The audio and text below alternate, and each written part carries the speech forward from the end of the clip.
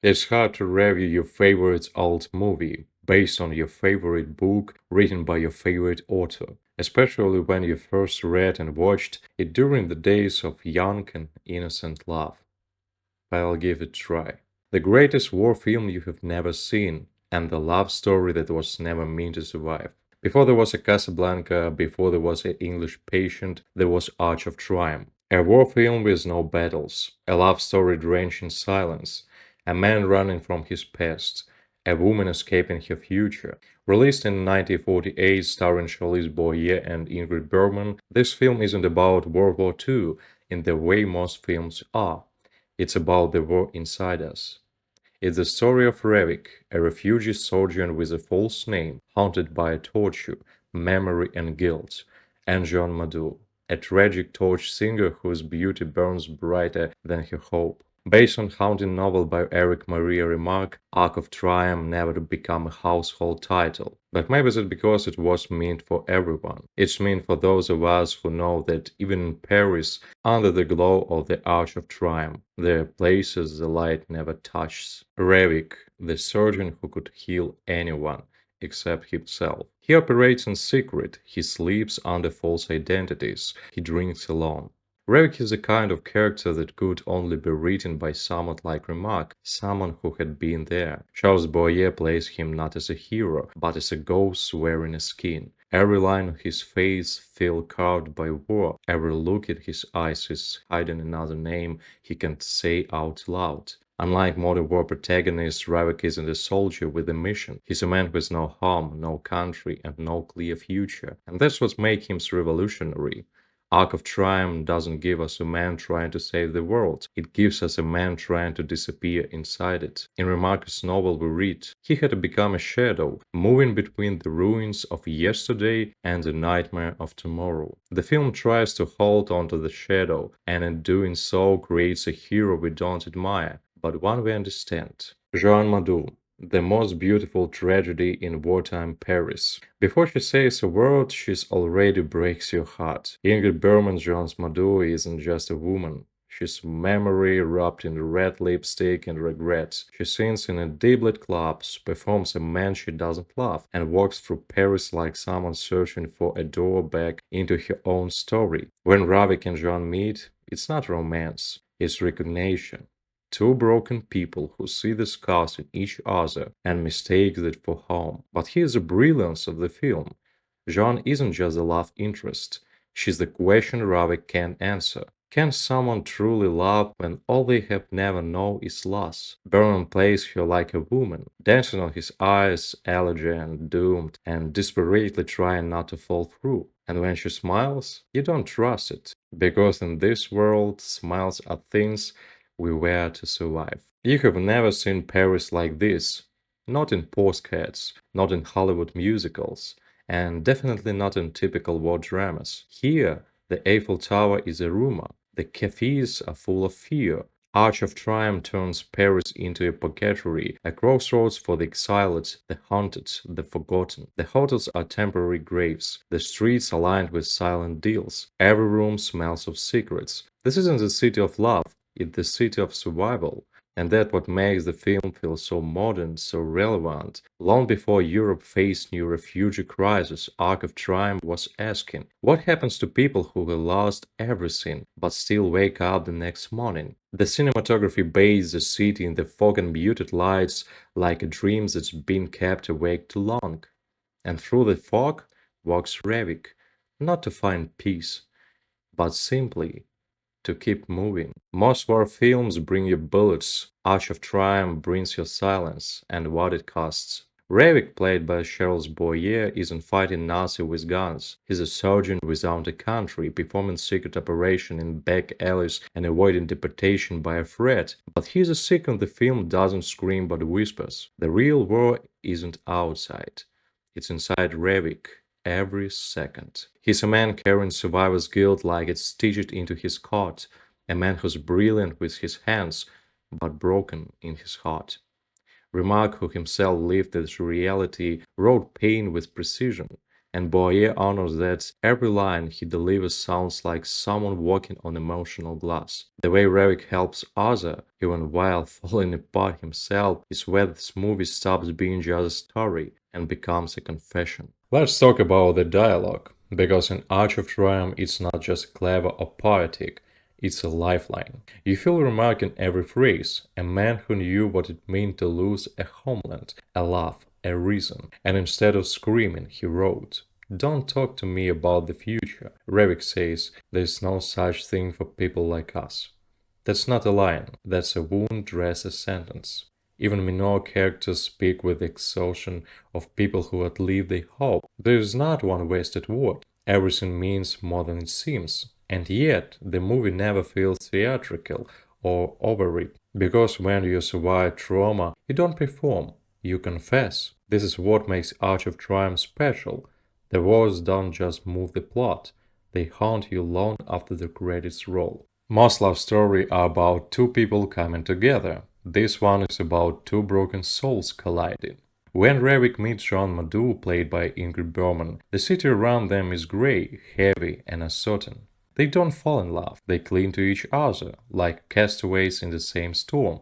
And that's what makes it unforgettable. Their romance isn't built on laughter and flirtation. It's built on silence, hesitation, and shared pain. She's an actress afraid of being forgotten. He's a doctor trying not to feel. Together, they're not healing, they're hiding. There's not something tragic in the way they try to pretend they're normal lovers, as his war outside and inside isn't already tearing them apart. This isn't escapism. This is what happens when love becomes the only thing keeping you from drowning. Let's talk about Ingrid Bergman. She doesn't play Joanne like a love interest. She plays her like a woman running from the void. Joanne isn't the classic romantic heroine. She's unpredictable, emotionally raw, and constantly searching for something, maybe safety, maybe meaning, maybe just a little peace. And Berman, she makes you believe it all. Her eyes hold entire conversation, her lips never dare to start. John is in a fantasy. She's what love looks like after a world has ended and you're trying to pretend it hasn't. Her elegance is tinged with fear, her warmth comes in flashes. She smiles like it might be her last. That's what makes her unforgettable. Not because she's perfect, but because she's real, frail, complicated, and human. In the wreckage of post-war Paris, Joan isn't just a character, she's a reminder of everything that could have been, but wasn't. Revik isn't your typical leading man. He's not saving the world. He's not even saving himself. What we see instead is a man walking through life like a ghost, operating in muscle memory, clinging to routine, but emotionally numb. He performs surgeries with precision, but his soul is fractured beyond repair. Revik is a refugee with no papers, no identity, and no future. He lives in limbo, not truly alive, not quite dead. And this is where Charles Boyer gives one of his most underrated performances. There is his constant weight behind every word, every pose. When he looks at Joanne, he's not seeing a woman, he's seeing a temporary lifeline. When he's alone, you can feel the rage humming beneath his stillness. Because behind the quiet exterior is a man haunted by one thing, revenge. Not justice, not closure, but raw, unresolved rage. Harker, played by with cold manners by Charles Laughton, isn't just a villain. He's not even just a Nazi. To Revik, Harker is something worse. He's the embodiment of cruelty without consequence, the ghost of every torture chamber, every betrayal, every silent scream. Their history isn't just political, it's intimate and personal. When Revik spots him again in Paris, the war that's been sleeping inside him reignites. His heartbeat becomes a countdown. Every interaction with Joanne, every quiet night, now feels borrowed. Because his real obsession isn't love. It's the moment he'll make Haki pay. And the film doesn't portray this in explosion or shootouts. It's subtle, psychological. It's a slow dance with vengeance, wrapped in the shadows and whispered hatred. Haki's presence warps Revik's entire world. Suddenly, everything becomes temporary, even happiness. Because Revik isn't trying to live, he's trying to finish something. and then disappear. Let's be clear. Ravik and John aren't a love story. They're a brief ceasefire between two wounded people. At first glance, their connection feels like fate. Two strangers in the rain, two exiles in a city that doesn't care whether they live or die. But that's the lie they both want to believe. What Ingrid Bergman brings to Joanne is a beautiful contradiction, vulnerability, and resilience. She's not just there to be saved. She has her own ghost, her own losses. Together, they create something raw, intimate, and fragile. But Revik is never fully present. He disappears. He avoids commitment. And even when he's with her, part of him is always watching for Hake. It's not that he doesn't love her, it's that he loves her too late, too cautiously, and too distractedly. Their romance is a sanctuary with cracks in the ceiling, and the storm is coming. Most films treat Paris like a postcard, not Arch of Triumph. Here, the city is cold, impersonal, almost indifferent. Paris doesn't embrace the refugees, it barely tolerates them. Every cafe, every hospital, every hotel feels temporary. You get the sense that one is supposed to stay, not legally, not emotionally. And that adds creeping sense of instability. It's a wartime, but not quite yet. The storm hasn't broken, but you can hear it rumbling, and that suspense affects everything. Even when characters smile or drink wine, you feel like they are waiting for something to end, not for something to begin. The cinematography captures this brilliantly. Muted tones, long shadows, streets that swallow footsteps. Paris is beautiful, yes, but it's also a labyrinth, a purgatory. And for people like Surevik, it's not home. It's just a hiding place with good bread. This isn't a traditional revenge arc. Yes, Revik finally finds Hake, the Gestapo officer who tortured him, who broke him. But this isn't about justice. It's about unfinished trauma, about trying to kill a ghost that already lives inside you. When Revik confronts Hake, it isn't cinematic or heroic. It's cold, clinical, almost too quiet. Because the truth is, Revik doesn't get catharsis, he gets consequences. He doesn't walk away stronger, he walks away hollow. What the scene captures brilliantly is the idea that vengeance doesn't fix the past, it doesn't rewrite memories, it doesn't return dignity, it just ends a chapter, and sometimes it costs you more than it gives. This is where Arch of Triumph breaks from convention. It's not interested in satisfying arcs, it wants emotional truth, no matter how bitter. There is no easy way to say this.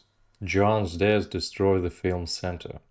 Not because it's melodramatic, not because it's unexpected, but because it's inevitable. And that inevitability makes it even more tragic. Her death isn't some side plot, it's the emotional detonation of the story.